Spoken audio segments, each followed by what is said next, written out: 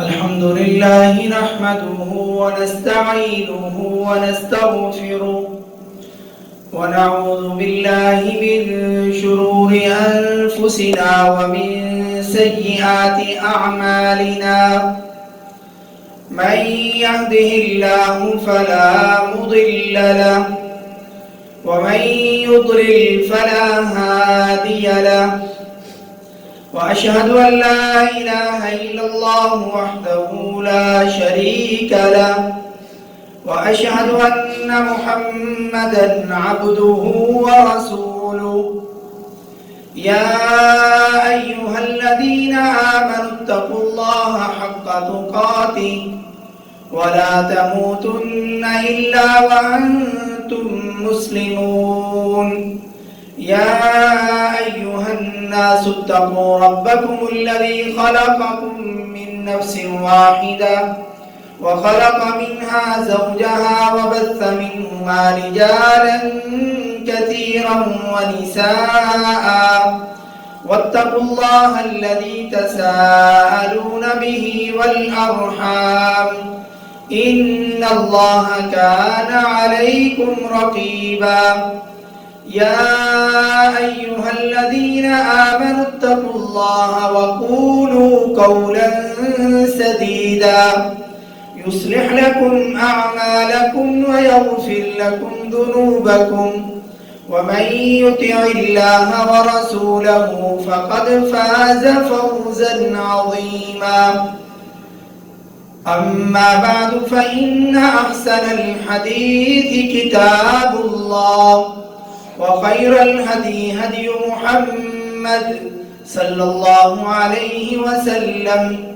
وشر الأمور محدثاتها وكل محدثة بدعة وكل بدعة ضلالة وكل ضلالة في النار اللهم صل على محمد وعلى آل محمد كما صليت على إبراهيم وعلى آل إبراهيم إنك حميد مجيد اللهم بارك على محمد وعلى آل محمد كما باركت على إبراهيم وعلى آل إبراهيم إنك حميد مجيد أما بعد فأعوذ بالله السميع العليم من الشيطان الرجيم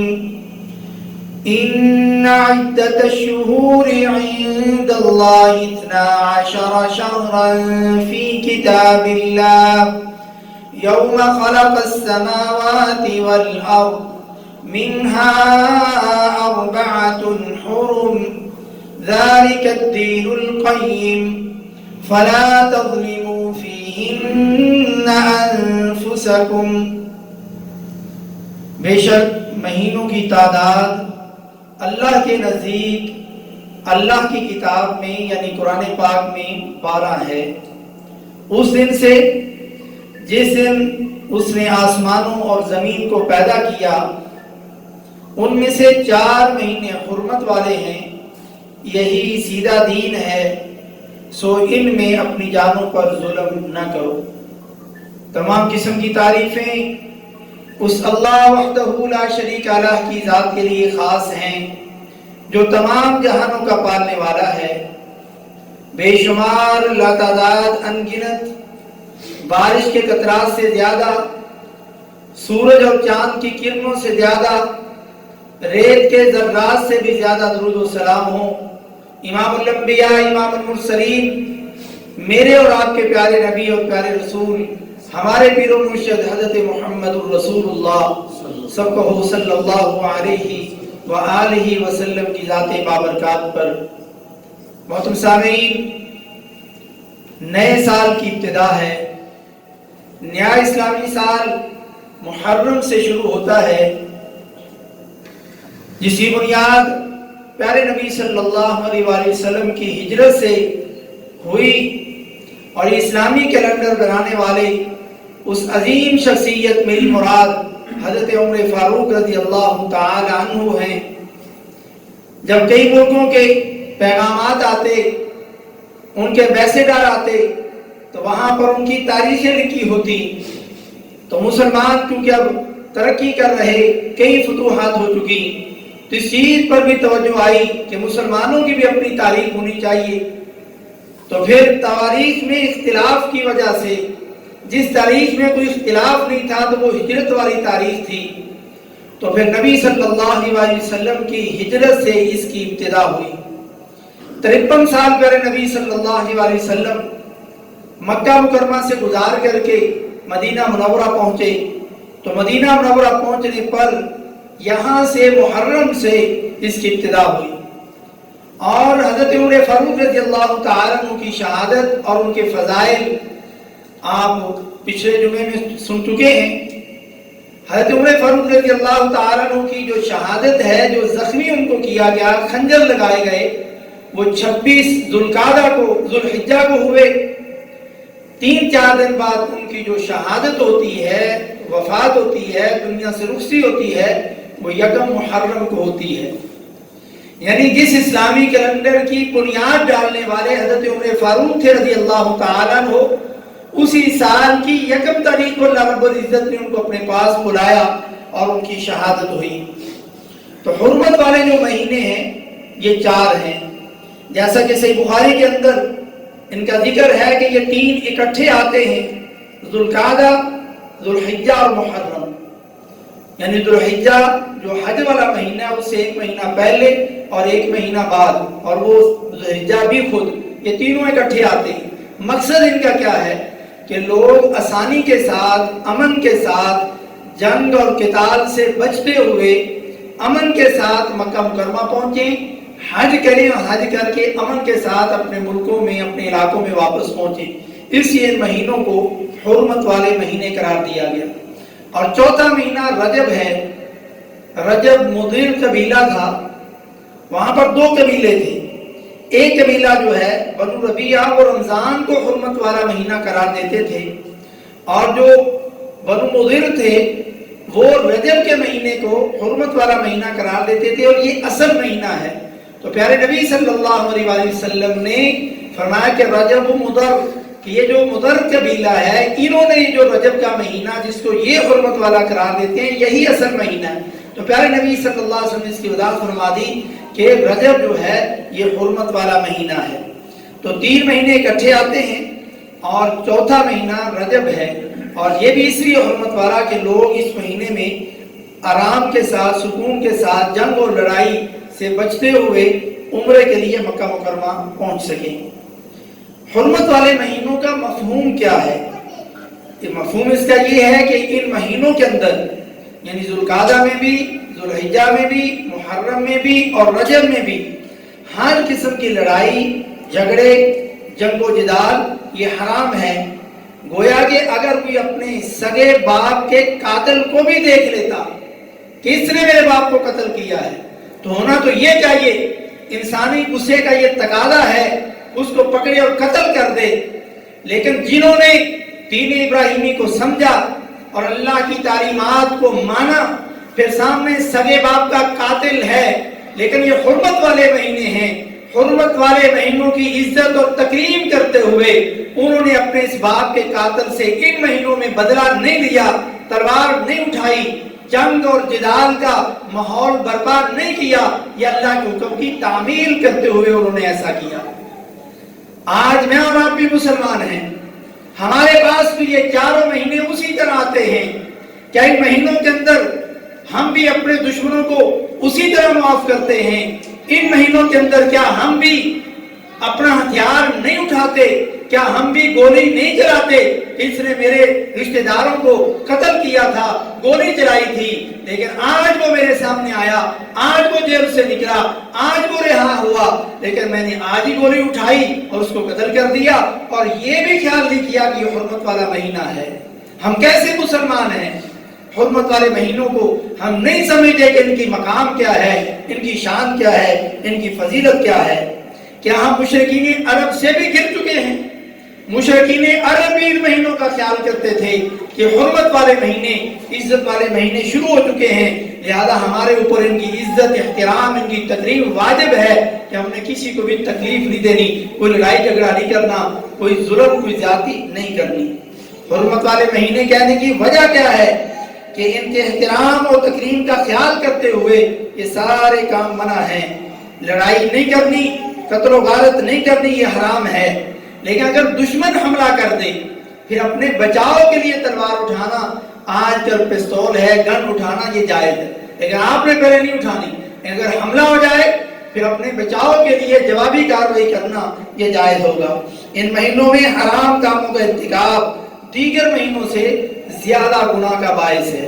यानी ये गुनाह जो आप आम महीनों के अंदर करते हैं, वही गुनाह आप इन 4 महीनों के अंदर करें तो उसका गुनाह और ज्यादा बढ़ जाता है, ज्यादा संगीन हो जाता है।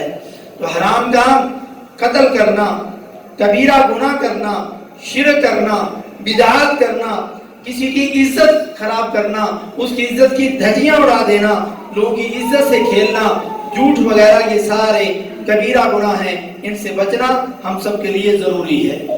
मुहर्रमुल हराम की अहमियत और फजीलत सूरत तौबा की ये आयत 36 नंबर आप सुन चुके हैं। इसके मुताबिक हुर्मत वाले महीनों में से ये मुहर्रम भी एक हुर्मत वाला महीना है जिसकी अल्लाह के यहाँ बड़ी इज्जत और तकरीम है।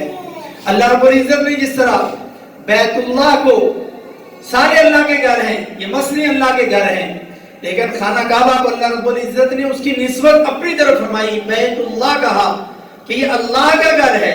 हालांकि ये मस्जिद भी अल्लाह का घर है, जितनी मसाजिद हैं ये सारे अल्लाह के घर हैं, लेकिन उसको अलग से फजीलत और मकाम और शान दिया अपना घर कह करके। ऐसे ही बाकी महीने भी सारे अल्लाह के महीने, अल्लाह रब्बुल इज्जत ने इस मुहर्रम के महीने को शाहरुल्लाह, अल्लाह का महीना कहा। आगे बात आ रही कि इस महीने के रोजे रखने। तो दूसरी फजीलत, इस महीने को अल्लाह ने अपना महीना कहा। तीसरी फजीलत कि इस्लामी कैलेंडर की इब्तिदा इस महीने से हुई, हज़रत उमर फारूक रज़ी अल्लाह तआला अन्हु ने की, लेकिन इसी महीने की इब्तिदा में उनको शहीद किया गया। फिर नए साल की जब इब्तिदा होती है या एक साल खत्म होता है, कंपनियां चलाने वाले, कंपनियां बनाने वाले, मुख्तलिफ बड़े बड़े इदारे, वो कई तरह के साल के आखिर में मीटिंग्स करते हैं। और मीटिंग्स क्या होती हैं कि इस साल मसलन मेरा बैंक है तो हमने बैंक के अंदर क्या नुकसान किया, क्या फायदा किया, कितना हमने कर्जा दिया, कितने लोगों से पैसे लेने, पूरा हिसाब किताब। कंपनियां तो वो भी देखती हैं हमारा इस साल क्या नुकसान हुआ, क्या फायदा हुआ, पूरा सिस्टम। और अगले साल की प्लानिंग की जाती है कि ये हमारा नुकसान ना हो, हमारा इस तरीके से फायदा हो सकता है, तरह तरह से हमने फायदे उठाने।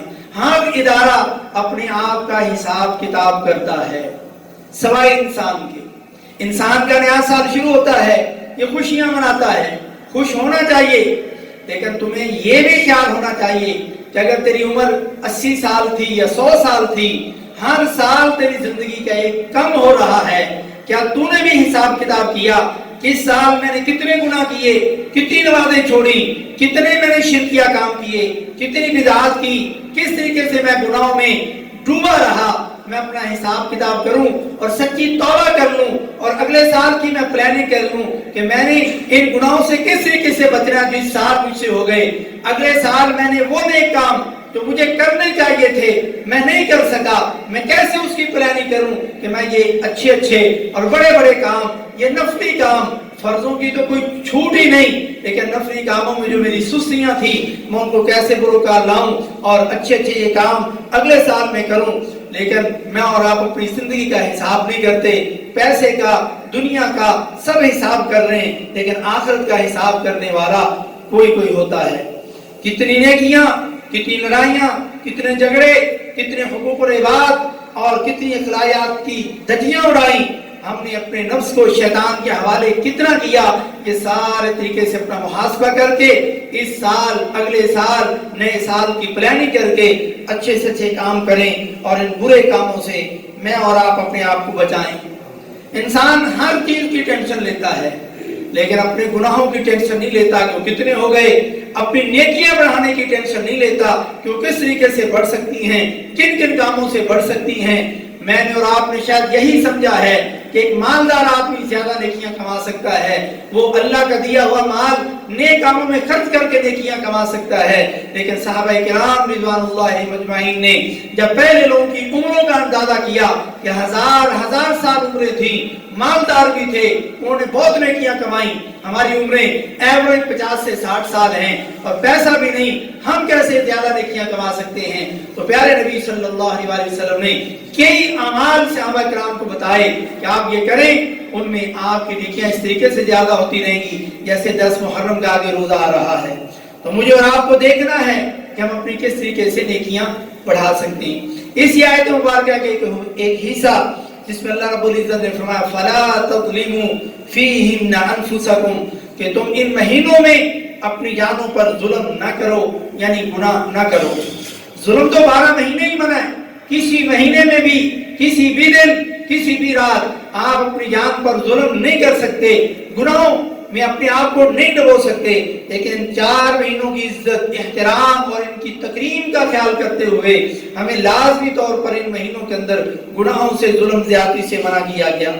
لیکن جتنا ان مہینوں کے اندر ظلم زیادتی سے منع کیا گیا، ظلم سے بچنے کا کہا گیا، کچھ لوگ اتنا ہی زیادہ اس مہینے کی حرمت کو پامال کرتے ہیں۔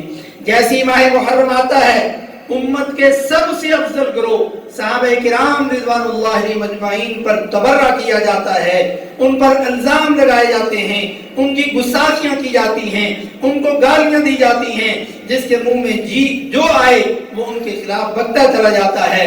مگر اس ملک کے اندر، اس معاشرے کے اندر کوئی پوچھنے والا نہیں کہ امت کی سب سے افضل ہستیوں کو ایسا کیوں کیا جا رہا ہے اور ان کی گستاخیاں کیوں کی جا رہی ہیں۔ صحابہ کرام کے نقائص نکالے جاتے ہیں اور نقص تو نہیں، نقص جھوٹے بنا کر کے ان کو بیان کیا جاتا ہے تاکہ صحابہ کرام کی عزت اور احترام ان کی نظر میں کم ہو۔ عام انسان کے اندر جو گناہ، غلطیاں اور کوتاہیاں ہوں ان پر پردہ ڈالنے کا حکم ہے، گویا کہ آپ امت کی سب سے افضل ہستیوں صحابہ کرام رضوان اللہ مجمعین پر جھوٹے الزام لگائیں اور جھوٹے ان کے بارے میں قصے کہانیاں بیان کر کے لوگوں کو ان کے خلاف کریں۔ یہ تو افضل ترین گروہ ہے، ان کے اوپر جھوٹے الزام لگانا، زبان سے ان کو تکلیفیں دینا اور ان کو گالیاں نکالنا، یہ آخرت میں اپنے اعمال دنیا اور آخرت میں برباد کرنے کے برابر ہے۔ اللہ رب العزت نے سورۃ الاحزاب کے اندر اس کی 57 اور 58 نمبر آیت میں کیا فرمایا؟ ان الذین یؤذون اللہ ورسولہ، بے شک وہ لوگ جو اللہ کو اور اس کے رسول کو تکلیف پہنچاتے ہیں، اذیت پہنچاتے ہیں، لعنہم اللہ فی الدنیا والآخرہ، اللہ رب العزت کی لعنت ہے ان پر دنیا میں بھی اور آخرت میں بھی، وَأَعَدَّ لَهُمْ عَذَابًا مُهِينًا، اور ان کے لیے ذلیل کرنے والا عذاب تیار کیا گیا ہے۔ ایسے لوگوں کی دنیا کے اندر بھی ذلت ہے، وہ ذلیل ہوتے ہیں، اور آخرت میں بھی ذلیل کرنے والا ان کے لیے عذاب مہین تیار ہے۔ اور اگلی آیت میں فرمایا وَالَّذِينَ يُؤْذُونَ الْمُؤْمِنِينَ وَالْمُؤْمِنَاتِ بِغَيْرِ مَا اكْتَسَبُوا فَقَدِ احْتَمَلُوا بُهْتَانًا وَإِثْمًا مُبِينًا، کہ جو لوگ ایمان لائے ان مومنوں اور ان مومنات پر بغیر کسی گناہ کے، جو انہوں نے کیا ہی نہیں، اس کا ان پر الزام لگانا، ان پر بہتان باندھنا، یہ شرعی گناہ ہے اور اس کا بوجھ انہی کے ذمے ہے۔ میرے بھائیوں، صحابہ کرام رضوان اللہ مجمعین اس امت کے پہلے ترین مومن ہیں اور صحابیات پہلی مومنات ہیں۔ آج انہی کی عزت اچھالی جاتی ہے اور اس افضل ترین مہینے کی حرمت کو پامال کرتے ہوئے ان کو گالیاں دی جاتی ہیں۔ مگر اس مہینے کی حرمت، ان کی پامالی کرنا، ان کی گستاخی کرنا، ان کو گالی دینا، اس سے بڑی اور اس مہینے کی حرمت کی پامالی کیا ہو سکتی ہے؟ حضرت حسین رضی اللہ تعالیٰ عنہ کی شہادت پر بڑا دکھ، بڑا افسوس، بڑا رنج ہے، اسی طرح جس طرح ہم مسلمانوں کو حضرت عمر رضی اللہ تعالیٰ عنہ کی شہادت کا افسوس، رنج اور دکھ ہے، حضرت عثمان رضی اللہ تعالیٰ عنہ کی شہادت کا افسوس، رنج اور دکھ ہے، حضرت حسین کے والد گرامی حضرت علی مرتضیٰ شیر خدا رضی اللہ تعالیٰ عنہ کی شہادت کا افسوس، رنج اور دکھ ہے، حضرت ابو سفیان، حضرت امیر حمزہ رضی اللہ تعالیٰ عنہ کی شہادت کا دکھ اور افسوس اور رنج ہے۔ بے شمار صحابہ کرام کی شہادتیں ہوئیں، ان میں حضرت حسین رضی اللہ تعالیٰ عنہ بھی ہیں۔ تو ہمیں ان صحابہ کرام کی عادتوں کا، ان کے جدا ہونے کا، ان کو برے طریقے سے قتل کرنے اور دنیا سے ان کے چلے جانے کا ہمیں دکھ اور افسوس ہے، مگر ہم ان سارے دکھوں اور افسوس کو اسی طریقے سے مناتے ہیں جس طریقے سے رسول اللہ صلی اللہ علیہ وسلم نے ہمیں حکم دیا، جو احادیث میں آیا کہ جب تکلیف پہنچتی ہے، کسی وفات کی خبر سنتے ہیں، جدائی کا پتہ چلتا ہے، تو اللہ کے نبی صلی اللہ علیہ وسلم انا للہ و انا الیہ راجعون پڑھتے۔ آپ کے آخری بیٹے، سب سے لاڈلے بیٹے حضرت ابراہیم رضی اللہ تعالیٰ عنہ، آپ کے تینوں بیٹے آپ کی زندگی میں چھوٹی عمر میں وفات پا گئے، اور یہ آخری بیٹا بھی ہے، اور آپ مسجد میں ہیں، پیغام بھجوایا گیا کہ اللہ کے نبی صلی اللہ علیہ وسلم جلدی گھر تشریف لے آئیں، آپ کا بیٹا جو بہت چھوٹا ہے، بڑا بیمار ہے۔ آپ صلی اللہ علیہ وسلم گھر تشریف لے گئے، اپنے صاحبزادے کو اپنے ہاتھوں میں اپنی گودی میں اٹھایا، اور تکلیف اور اس کا بخار اور یہ ساری چیزیں دیکھی، حتیٰ کہ وہ آپ کے ہاتھوں پر ہی تڑپتا ہوا اس دنیا سے چلا گیا۔ پیارے نبی صلی اللہ علیہ وسلم کی آنکھوں مبارک سے آنسو نکلے، اور آپ صلی اللہ علیہ وسلم سے زبان سے یہی کلمات نکلے، انا للہ و انا الیہ راجعون، اور یہ فرمایا وَإِنَّا بِفِرَاقِكَ یا ابراہیم لَمَحْزُونُونَ، کیا ابراہیم ہم تیری جدائی پر بڑے ہی زخمی ہیں، بڑے ہی دل غمگین ہیں، لیکن زبان سے صرف وہی کلمے کہیں گے جو اللہ کو پسند ہیں، انا للہ و انا الیہ راجعون، اس سے زیادہ کچھ نہیں، کوئی واویلا نہیں، کوئی گریبان کو چاک نہیں کرنا، کوئی اپنے چہرے پر تھپڑ نہیں مارنے، اپنے بالوں کو نہیں کھولنا، یہ مسلمانوں کا طریقہ نہیں۔ اور اس مہینے کے اندر بھی اس طرح کے بے شمار کام کیے جاتے ہیں۔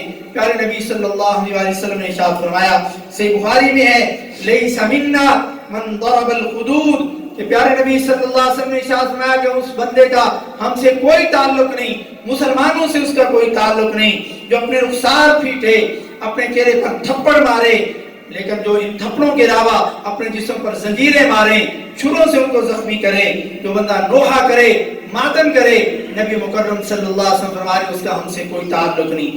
وشق الجیوب، جو اپنے گرے بانوں کو چاک کرے، گرے بان پھاڑے، اپنی جیبیں اور قمیضوں کو پھاڑے، اپنے منہ نوچے، اپنے بال کھولے، فرمایا اس بندے کا بھی ہم سے کوئی تعلق نہیں۔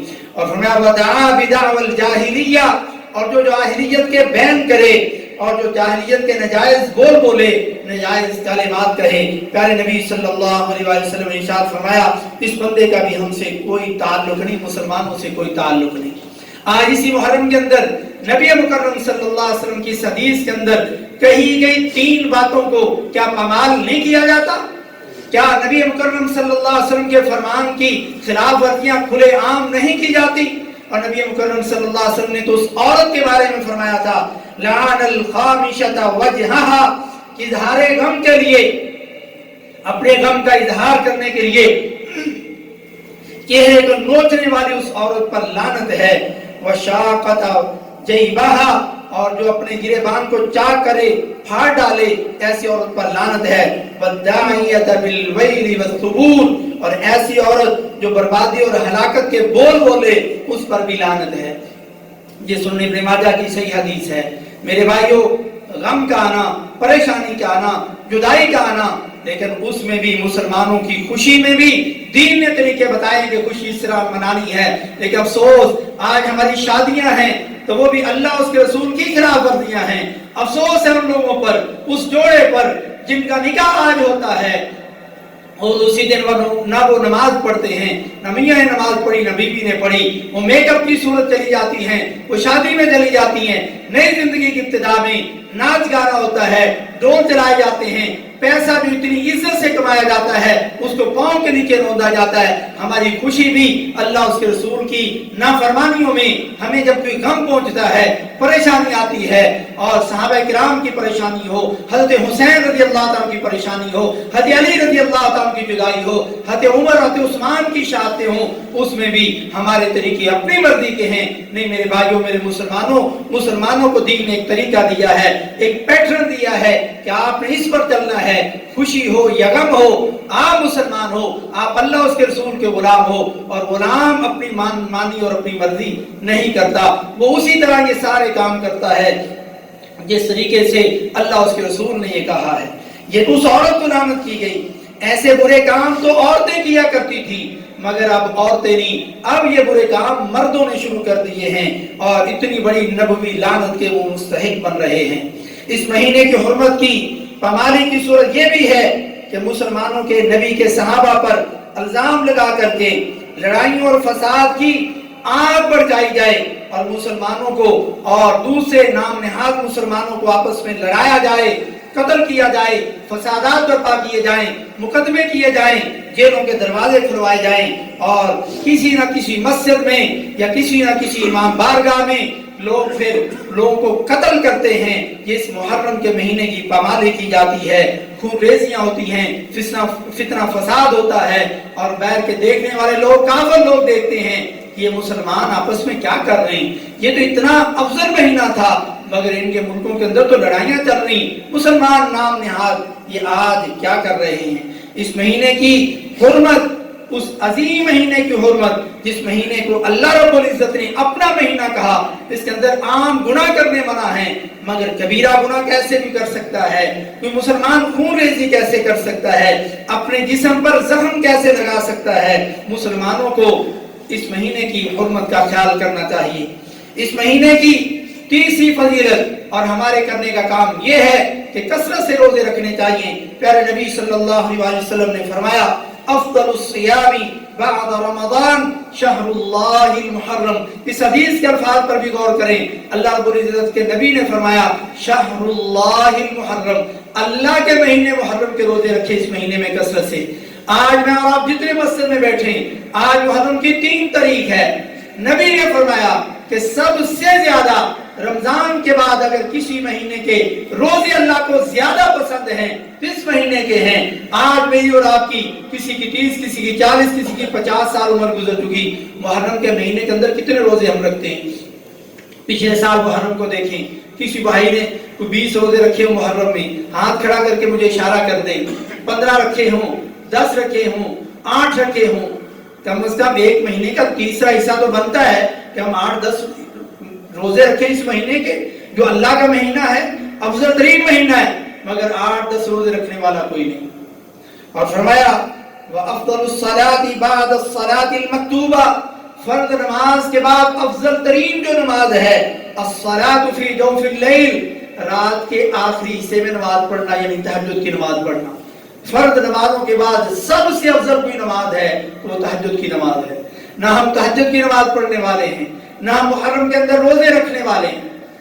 یہ کنہوں نے کام کرنا ہے؟ کافروں نے آ کے کرنا ہے یا کرائے پر بندے لا کر کے یہ کام کرنا ہے یا نبی کی امت کرائے پر یہ کام کرے گی؟ نعوذ باللہ، نہیں بھائی، یہ میرا اور آپ کا کام تھا کہ اس مہینے کے اندر کثرت سے روزے رکھیں، اتنے روزے رکھیں کہ فضول رسموں، فضول مجالس اور فضول کاموں کے اندر مسلمان کبھی جائے ہی نہ، سوچے ہی نہ، مگر نہ ہم نے روزے رکھے، نہ رات کو تہجد کے ٹائم اٹھ کر کے دعائیں کی، نہ اپنے لیے، نہ امت کے لیے، نہ اپنے خاندان کے لیے، نہ اپنے بیوی بچوں کے لیے، نہ بہن بھائیوں کے لیے، نہ مسلمانوں کی بہتری کے لیے۔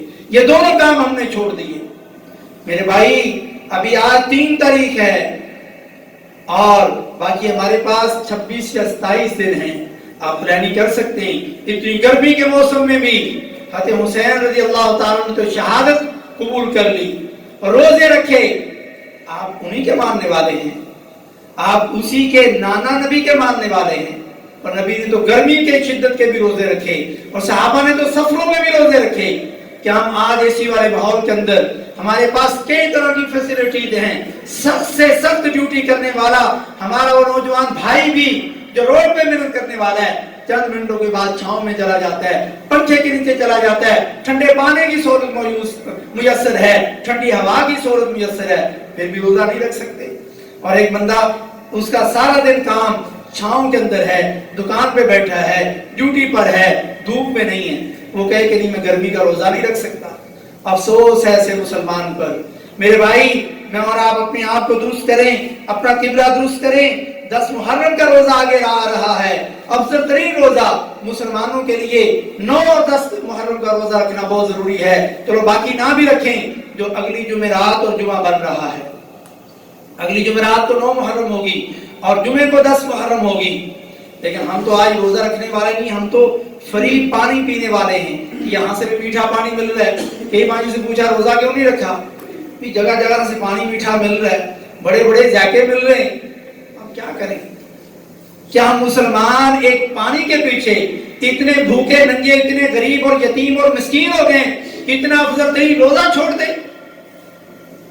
آپ کے پاس 1 کلو چینی کے پیسے نہیں، آپ کے پاس لیمن اور جو بھی چیزیں شربت میں ڈالی جاتی نہیں آپ کے پاس، لیکن آپ نے 9 اور 10 محرم کا اتنا افضل ترین روزہ گوا دیا۔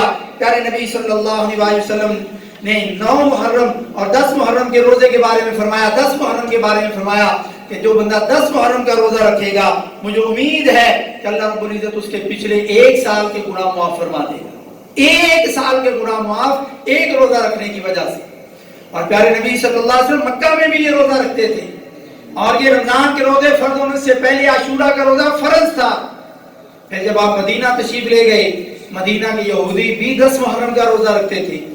جب پوچھا گیا کہ تم اس مہینے کا روزہ کیوں رکھتے ہو، انہوں نے کہا کہ اللہ رب العزت نے ہمارے نبی موسیٰ علیہ السلام کو فرعون سے نجات دی تھی، تو موسیٰ علیہ السلام نے نجات کی خوشی میں روزہ رکھا تھا، تو ہم اپنے نبی کے طریقے پر، اپنے نبی موسیٰ کے طریقے پر یہودیوں نے کہا ہم روزہ رکھتے ہیں۔ تو پیارے نبی صلی اللہ علیہ وسلم نے ارشاد فرمایا فَنَحْنُ أَحَقُّ أَوْلَىٰ بِمُوسَىٰ مِنْكُمْ، کہ ہمارا تم سے زیادہ موسیٰ پر حق ہے، اور ہم تم سے زیادہ موسیٰ علیہ السلام پر قریب ہیں۔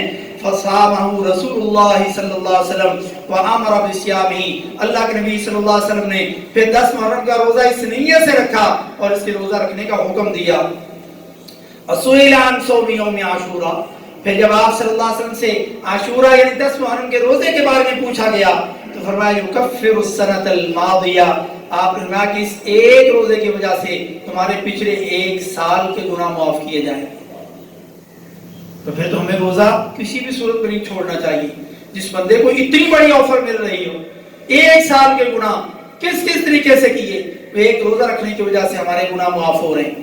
صحابہ کرام رضوان اللہ اجمعین نے پوچھا یا رسول اللہ صلی اللہ علیہ وسلم انہ یوم تعظمہ الیہود والنصارى، کہ یہ جو 10 محرم کا روزہ ہے، یہ جو 10 محرم ہے، اس محرم کی عزت یہودی اور عیسائی تو بہت زیادہ کرتے ہیں، یہ کیا ماجرا ہے، ہم بھی اس دن کا روزہ رکھتے ہیں؟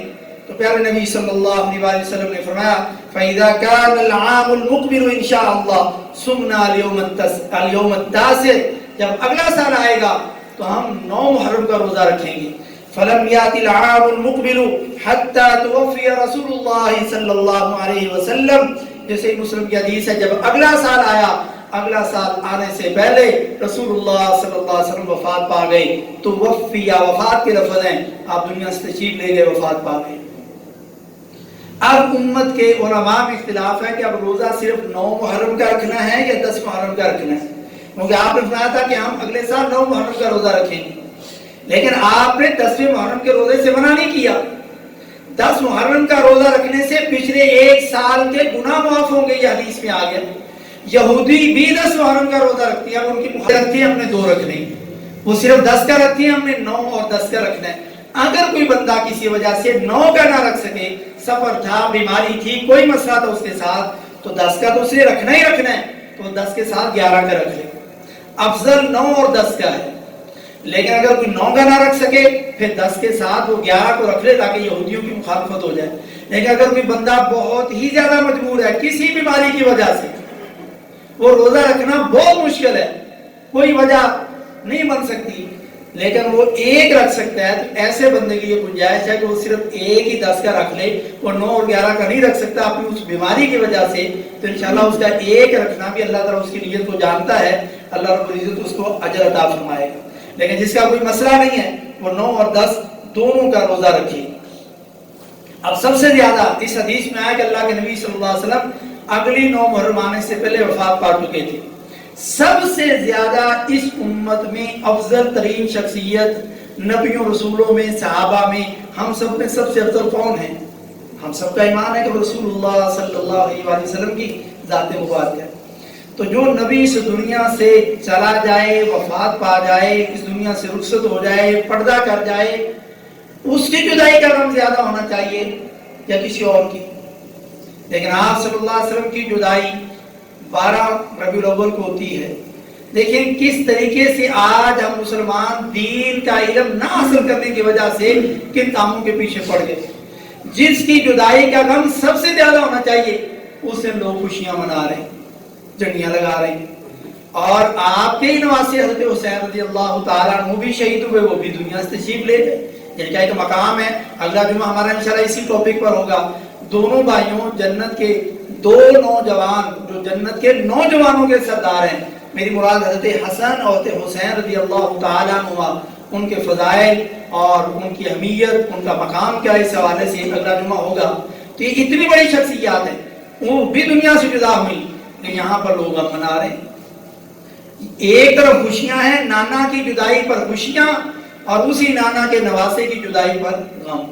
تو ہمیں مسلمانوں کو دیکھنا ہے کہ اصل کیا ہے, حقیقت کیا ہے. کہ ہمارے دین کے اندر برتھ ڈے کا, پیدائش کی خوشی منانے, یا کسی کی وفات اور جدائی پر غم منانے کا طریقہ کیا کیسا ہے؟ کہ ہم نے کبھی ان دونوں باتوں کو سامنے رکھا؟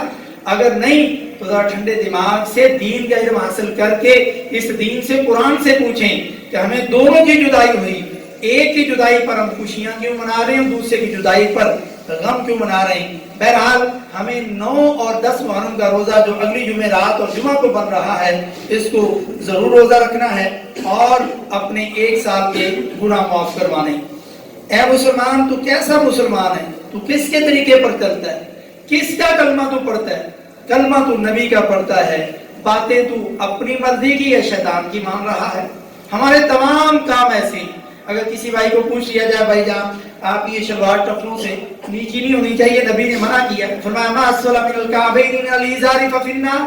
جس بندے کی چادر, شلوار, تہبند جو بھی آپ پہنتے ہیں اوپر سے نیچے جا رہی, اس کا جتنا حصہ ٹخنے سے نیچے جائے گا وہ جہنم میں جائے گا. یہ نبی کا فرمان ہے صحیح بخاری میں, آگ میں جائے گا. لیکن یہ مردوں کے لیے حکم ہے کہ نیچے نہیں جانا چاہیے. لیکن مردوں کا آپ سارے جتنے ہمیں کھڑا کر دیں, ابھی نماز کی وجہ سے تو شاید آدھے لوگوں نے اوپر کی ہوں, پھر بھی کئی لوگوں کی شلوار نیچے ہوگی. لیکن آپ بازار میں چلتی ہوئی 50 عورتوں کو اکٹھا کر لیں, ان 50 کے 50 میں کوئی ایک آدھی ہوگی جس کا ٹخنا ننگا نہ ہو. ان کے ٹخنے ننگے ہیں جن کو سب کچھ ڈھانپنے کا حکم ہے, اور جن کو ننگے رکھنے کا حکم ہے ان سب کے ٹخنے ڈگے ہوئے. گویا کہ ہم نے کلمہ تو نبی کا پڑھا ہے, لیکن نعوذ باللہ معنی کے طور پر ہم نے یہ سمجھ رکھا ہے شیطان کے پیچھے لگ کر کے کہ اے نبی ہم نے تیری کوئی نہیں مانی. نعوذ باللہ یہ اپنی طور پر ہم کر رہے ہیں. اگر نہیں تو میں نے ایک مثال دی ہے کہ شلوار اونچی یا نیچے رکھنے کی, تو مرد عورت کیا کر رہے ہیں, دونوں الٹ کر رہے ہیں. تو پھر نبی کے ماننے والے ہیں ہم, ہمیں غور کرنا چاہیے ہم کون ہیں, ہم نے کس کا کلمہ پڑھا اور کیا کر رہے ہیں. اگر یہ پڑھ کر کے بھی ہمیں سمجھ کر کے بھی یہ بات سمجھ میں نہیں آتی, تو پھر مجھے اور آپ کو اپنا محاسبہ کرنا ہے کہ ہم کیا کر رہے ہیں. اس مہینے کی حرمت کی پامالی کی ایک وجہ, سب سے بڑی وجہ یہ ہے کہ صحابہ کرام رضوان اللہ مجمعین, خصوصاً حضرت عمر, حضرت عثمان, حضرت علی اور حضرت امیر معاویہ, حضرت ابو سفیان, اور مومنوں کی ماں حضرت عائشہ اور حضرت حفصہ رضی اللہ تعالی عنہم و ارضاہم پر تبرہ کیا جاتا ہے, ان کی گستاخیاں کی جاتی ہیں, ان کو گالیاں دی جاتی ہیں. تو مسلمان کو غور کرنا چاہیے کہ وہ کس طریقے سے کچھ صحابہ کا نام استعمال کر کے باقی صحابہ کو کیسے گالیاں دیتے ہیں. تو ایسے لوگوں سے ایک سچے مسلمان کو بچانا ہے, ان کی مجالس سے, ان کے ہر کام سے اپنے آپ کو بچانا ہے. اور نبی کی یہ حدیث آپ نے رکھی ہے, آپ نے فرمایا من سب اصحابی فعلیہ لعنت اللہ والملائکۃ والناس اجمعین. جس نے میرے کسی صحابی کو گالی دی, برا بلا کہا یا ان کی شان میں گستاخی کی, فعلیہ لعنت اللہ, اس پر اللہ کی لعنت ہے, والملائکہ, اور تمام فرشتوں کی اس پر لعنت ہے, والناس اجمعین, اور جتنے لوگ حضرت آدم سے لے کے قیامت تک آئے ہیں آئیں گے, ان سارے لوگوں کی تعداد کے برابر اس بندے پر لعنت ہے جس نے نبی کے کسی صحابہ کے بارے میں برا بلا کہا یا سوچا یا ایسی مجلسوں میں گیا. تو ہمیں غور کرنا ہے. اس مہینے کے اندر آخری بات صحابہ کرام رضوان اللہ مجمعین کی سیرت کا مطالعہ کریں. سیرت کی جو افضل ترین پوری دنیا میں جو پہلے نمبر پر کتاب آئی تھی ایک مقابلے میں, جس کا نام ہے الرحیق المختوم. اس کا اردو ترجمہ موجود ہے, مولانا صفی الرحمان مبارک پوری رحمہ اللہ, انڈیا کے بہت بڑے عالم دین ہیں, عربی میں لکھی تھی اور عربوں نے مقابلہ کروایا تھا. سینکڑوں کتابوں کے اندر ہمارے بر صغیر کے اس عالم دین کی یہ کتاب پہلے نمبر پر آئی, اور یہ آج سے 30-40 سال پہلے کی بات ہے. اس وقت 50,000 ریال انعام ملا تھا, آج کیا کہہ لیں 40 لاکھ انعام بنتا ہے. انہوں نے پھر اس کا اردو ترجمہ بھی کیا. یہ سیرت کی بہترین کتاب ہے, یہ پڑھیں. مقام صحابہ اور مسائل محرم, مولانا صلاح الدین یوسف رحمہ اللہ کی کتاب، اس کا مطالعہ کریں۔ مقام صحابہ، اس دور کے سب سے بڑے محدث، میری مراد مولانا ارشاد ورق اثری حفظہ اللہ فیصل آباد کی حیات ہے ماشاءاللہ، ان کی کتاب پڑھیں۔ عظمت اہل بیت کی فضیلت کے حوالے سے ڈاکٹر ناصر الحمد جو عربی عالم ہیں انہوں نے لکھی ہے، جس کا اردو ترجمہ مولانا اختر صدیق صاحب جو قاری صہیب صاحب میر محمدی حفظہ اللہ کے مدرسے کے عالم ہیں، وہاں پڑھاتے ہیں، انہوں نے اس کا ترجمہ کیا، یہ کتاب بھی موجود ہے۔ ان کتابوں کا ہمیں اس مہینے کے اندر مطالعہ کرنا چاہیے کہ صحابہ کرام کون ہیں، ان کی مقام اور ان کی فضیلت کیا ہے۔ اگلا جمعہ انشاءاللہ صحابہ کرام میں سب سے افضل شخصیات جن میں حضرت حسن اور حضرت حسین رضی اللہ تعالیٰ عنہ ہیں، ان کی شان پر ہوگا۔ سارے بھائی وقت سے تشریف لایا کریں، خطیب کے ممبر پر چڑھنے سے پہلے مسجد میں آیا کریں تاکہ آپ کا نام لکھا جائے اور اللہ کے آپ کو پورا اجر ملے۔ سبحان ربک رب العزت عما یصفون وسلام علی المرسلین والحمد للہ رب العالمین۔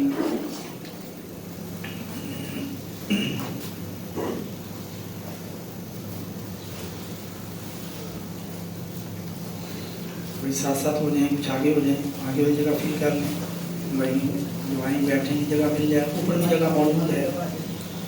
الحمدللہ الحمدللہ نحمده ونستعینه ونستغفره ونعوذ باللہ من شرور انفسنا ومن سیئات اعمالنا، من يهده الله فلا مضل له ومن يضلل فلا هادي له، اشهد ان لا اله الا الله وحده لا شريك له واشهد ان محمدا عبده ورسوله، ان الله وملائكته يصلون على النبي يا ايها الذين امنوا صلوا عليه وسلموا تسليما، اللهم صل وسلم وزد وبارك وانعم على حبيبك ورسولك محمد صلى الله عليه وسلم، اللهم اعز الاسلام والمسلمين، اللهم اعز الاسلام والمسلمين واذل الشرك والمشركين، اللهم انصر كتابك وسنة نبيك وعبادك الصالحين، اللهم انصر المجاهدين في كل مكان، اللهم انصر المجاهدين في كل مكان، اللهم انصر المسلمين المظلومين في كل مكان، ربنا آتنا في الدنيا حسنة